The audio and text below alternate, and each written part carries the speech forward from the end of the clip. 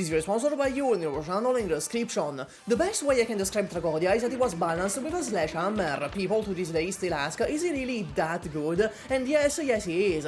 I don't know how many more times I have to tell you before the general player base stops overlooking him. In high-end content where damage stops mattering, like a CCV or Vector Breakthrough, whose game design is on par with Cat Mario, Tragodia is easily superior to both Wis'Adel and Exusiai. There is a reason it was featured in CCV for max point clears and they were not. Skill 3 is essentially Arturia's skill 3 but for its own element, which kind of makes it inherently superior. Nervous Impairment upon burst will apply paralysis. Pay attention, this is gonna be on the test when Mantra comes out on global. Paralysis will stop the next 3 enemy attacks. Unless the enemy has elemental resistance, which be real they won't, there is no time limit to this, just the next 3 attacks whenever they happen. This means that baked in, Tragodia has very good stall. Keep in mind he applies elemental damage with his basic attacks and his talent lowers enemy attack speed. Furthermore, Tragodia's skill 3 summons a Cage of Chaos on the tile and Nervous Impairment burst. This Cage of Chaos can block all enemies in that tile and requires any 3 hits to be destroyed. Of course, at this point the enemy will be under paralysis and have an epileptic attack every time they try to hit it, which means Tragodia for the duration of the skill and then some locks down the entire area of skill 3 while dealing very solid damage as well. Cage of Chaos can also spawn on undeployable tiles and can be resummoned or refreshed with more Nervous Impairment bursts. However, for as good as this skill is, it's not why I can confidently say Tragodia was not playtested. That honor goes to skill 2 and the cat. This is what makes Tragodia essentially Arknights creative mode. On an infinite duration, Tragodia increases his attack speed, his AoE, and is able to summon a cat on a cooldown of 25 seconds. It is worth noting, however, that this 25-second cooldown actually goes down while the cat is on the field, which is the same way the Phantom clone originally worked. The cat will attract up to 4 enemies to its position and explode after a set time or after being touched, dealing very solid damage and elemental damage. Yes, this works on flying enemies as well.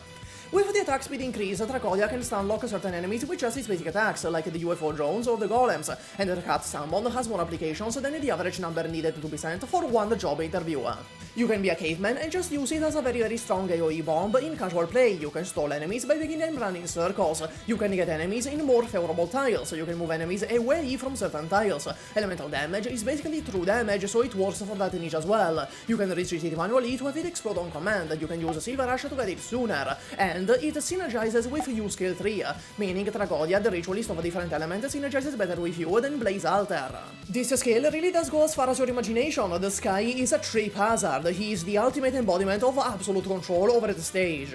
However, Tragodia does have one gigantic landing flaw that cannot be ignored and does make him quite a bit worse than he would be otherwise, a flaw which unfortunately is baked into his character, meaning modules can't fix it. He is French.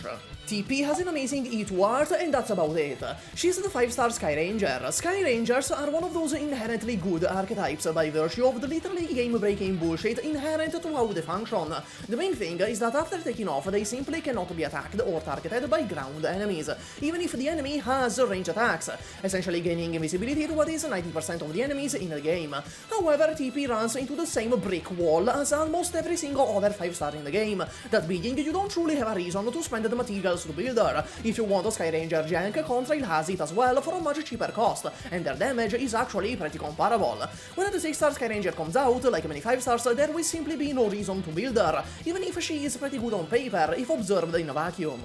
Miss Christine is the second funniest operator in the game. Unfortunately, her kit is kind of a disaster. She's the Wormy or Diamante of Nervous Impairment, except a little worse even. Her skill 1 attacks 2 targets, but is absolutely dreadful at applying her element, which is, you know, the thing you bring her for.